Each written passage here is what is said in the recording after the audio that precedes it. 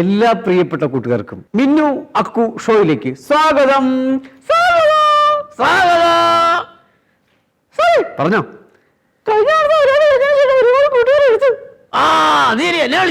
കഴിഞ്ഞ തവണത്തെ നമ്മുടെ പരിപാടി കഴിഞ്ഞതിന് ശേഷം ഒരുപാട് പേര് എന്നെയും പരിചയപ്പെടാൻ വന്നു. അത് ശരിയാ, എല്ലാവർക്കും നമ്മൾ പറഞ്ഞ കാര്യങ്ങള് എല്ലാവർക്കും ഇഷ്ടപ്പെട്ടു. എല്ലാവരും ഇഷ്ടപ്പെട്ടു. അവർ വിളിക്കാൻ ചെയ്തു. എന്നെ വിളിച്ചു. എങ്ങനെയാ നമ്പർ കിട്ടിയത്? ചാനലിലേക്ക് വിളിച്ചിട്ട് എന്നെ നമ്പർ ചോദിച്ചു.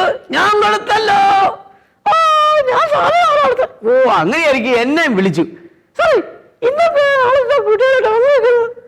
അതെ, ഇന്നെന്താ കുട്ടികളുടെ വന്നിരിക്കുന്നത്? സാറ് ആദ്യമായിട്ടൊരു കഥയെന്ന് പറഞ്ഞാട്ടെ. ശരി, ഞാൻ ആദ്യമായിട്ടൊരു കഥ അങ്ങ് കൂട്ടുകാരോട്ട് പങ്കുവയ്ക്കാം. ഞാൻ പറയാൻ പോകുന്ന കഥ യഥാർത്ഥ സ്നേഹിതന്റെ ഒരു കഥയാണ്. അത് കൊള്ളാം സാറേ. കേക്കട്ടെ കേക്കട്ടെ കേക്കട്ടെ കേക്കട്ടെ കേക്കട്ടെ കേക്കട്ടെ കേക്കട്ടെ കേക്കട്ടെ. ആ പ്രിയപ്പെട്ട കൂട്ടുകാരെ, 2 കൂട്ടുകാർ ചേർന്ന് നിങ്ങളൊരു പക്ഷേ ഈ കഥ കേട്ട് കാണും. ശരിയാ, കേൾക്കാത്തൊരു റോള് വരുന്നുണ്ടല്ലോ. 2 കൂട്ടുകാർ ചേർന്ന് വനത്തിലൂടെ കൊടും വനത്തിലൂടെ ഇങ്ങനെ നടന്ന് നടന്ന് നടന്ന് നടന്ന് ഇങ്ങനെ പോവുകയായിരുന്നു. ഇല്ല, പേടിയൊന്നില്ലേ സാറേ? പേടിയൊന്നില്ലേ? പേടിയെങ്കിലും പേടി തോന്നിയെങ്കിലും ഒരു ധൈര്യപൂർവ്വം നടക്കുകയായിരുന്നു. സാറേ കേക്കട്ടെ. അങ്ങനെ നടന്ന് നടന്ന് നടന്ന് പോയപ്പോഴാണ് അപ്രതീക്ഷിതമായി ഒരു കരടി വന്ന് അവരുടെ മുമ്പിലേക്ക് ചാടി.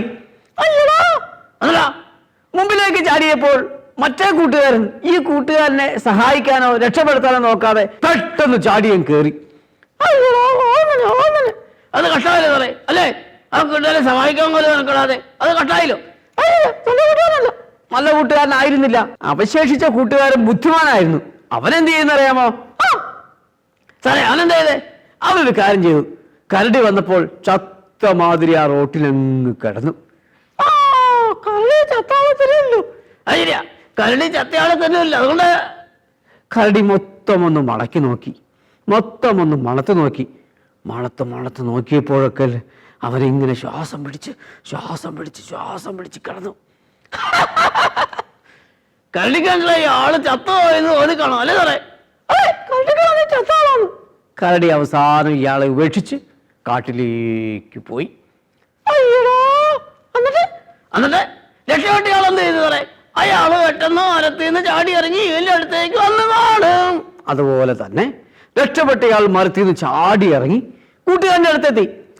കൂട്ടുകാരൻ ചോദിച്ചു, കരടി എന്താ നിന്റെ ചെവിയിൽ പറഞ്ഞത്? കരടി എന്ത് പറഞ്ഞു കാണാൻ?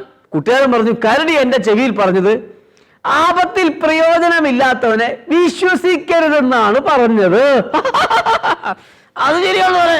ആപത്തിൽ പ്രയോജനം ഇല്ലാത്തവനെ യഥാർത്ഥ ആയി വിശ്വസിക്കരുത്.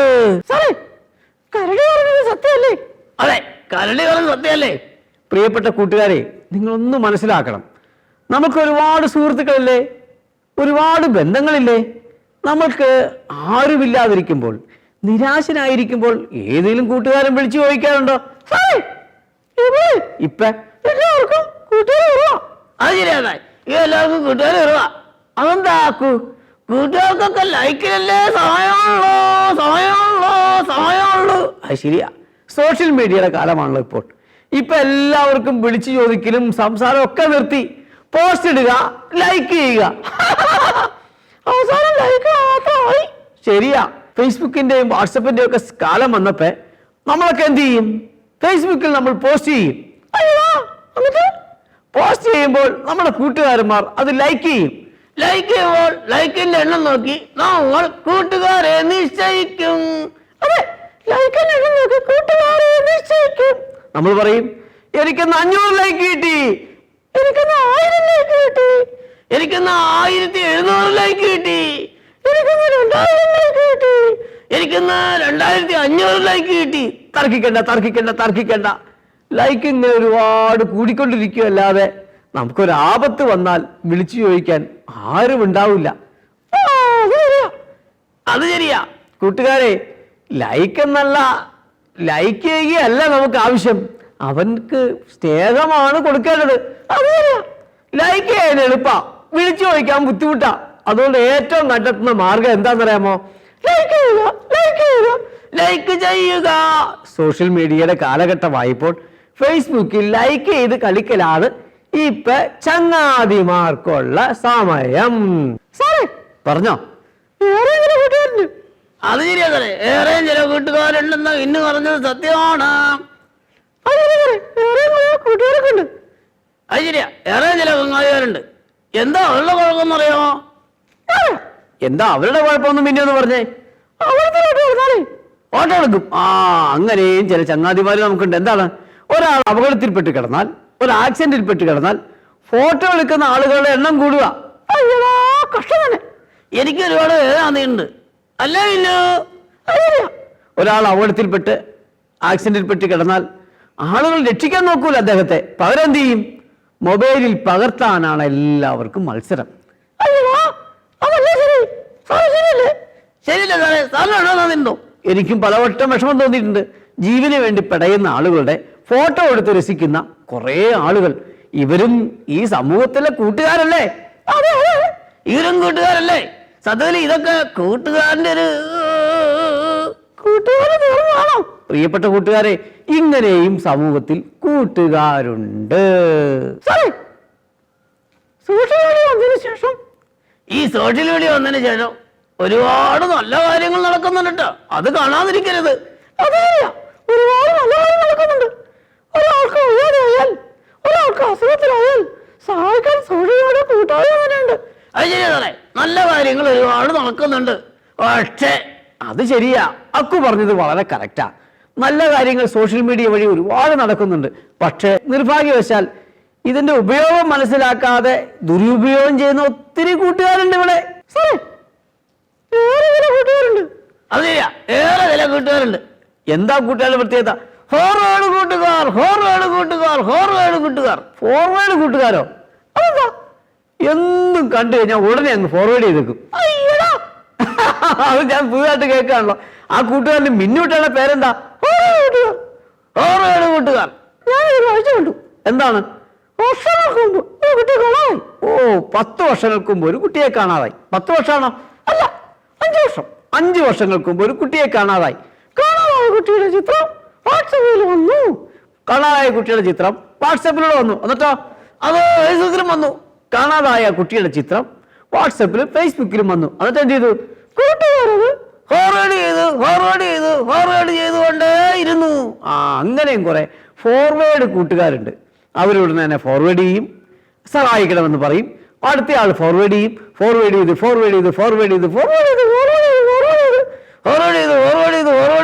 ചെയ്ത് ലോകം മുഴുവനും എത്തും. എന്നിട്ടോ കുട്ടിയെ കൊണ്ടുപിടിച്ചു വരും, ആരും പറയില്ല. കുട്ടിയെ കണ്ടുപിടിച്ചു തരും, ആരും കുറയില്ല. ഫോർവേഡ് ചെയ്തതിന്റെ അടിസ്ഥാനത്തിൽ ഒരുപക്ഷെ 2 ദിവസം കൊണ്ടോ 5 ദിവസം കൊണ്ടോ 10 ദിവസം കൊണ്ടോ ഒക്കെ കുട്ടിയെ സോഷ്യൽ മീഡിയ വഴി മറ്റുള്ളവർ അറിയിച്ച് കണ്ടുപിടിച്ചിരിക്കും. കണ്ടുപിടിച്ച് കഴിഞ്ഞാലും ആ കുട്ടിക്ക് വേണ്ടി ഇങ്ങനെ ഫോർവേഡ് ചെയ്തുകൊണ്ടിരിക്കും. സത്യത്തിൽ എന്താണ്? കാര്യം അറിയാതെ ഫോർവേഡ് ചെയ്യരുത്, കാര്യം അറിയാതെ ഫോർവേഡ് ചെയ്യരുത്. കൂട്ടുകാരെ, കാര്യം ഫോർവേഡ് ചെയ്യുന്നതിന് മുമ്പ് അതിന്റെ നിജസ്ഥിതി മനസ്സിലാക്കാൻ നമ്മൾ തയ്യാറാകണം. ഈ കൂട്ടുകാരൊക്കെ നല്ലതാണോ? ഇപ്പൊ നമ്മൾ ഒരുപാട് കൂട്ടുകാരെ പരിചയപ്പെട്ടില്ലേ? ഒന്നാമത്തെ കൂട്ടുകാരൻ സോഷ്യൽ മീഡിയ കൂട്ടുകാരൻ. വാട്സപ്പും ഫേസ്ബുക്കും ഒക്കെ സോഷ്യൽ മീഡിയ വഴിയുള്ള കൂട്ടുകാരനാണ് ആ കൂട്ടുകാരൻ. രണ്ടാമത് ആപത്തിൽ പ്രയോജനപ്പെടാത്ത കൂട്ടുകാരൻ. എല്ലാ കൂട്ടുകാരന്മാരെയും തിരഞ്ഞെടുക്കുന്നതിന് മുമ്പ് നമ്മളൊന്ന് പരിശോധിക്കണം, അവരൊക്കെ യഥാർത്ഥ കൂട്ടുകാരന്മാരാണോ? സാറ് പറഞ്ഞ കഥ തന്നെ ഞാൻ ഓർക്കുക.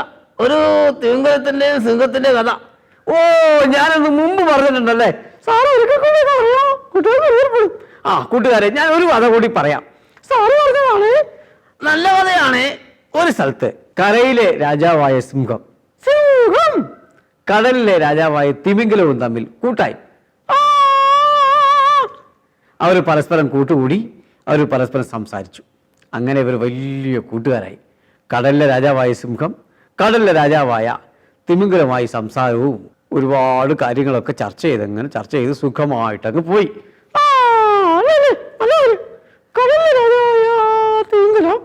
കരയിലെ രാജാവായ സിംഹൻ രണ്ടുപേരും നല്ല കൂട്ടുകാരായി.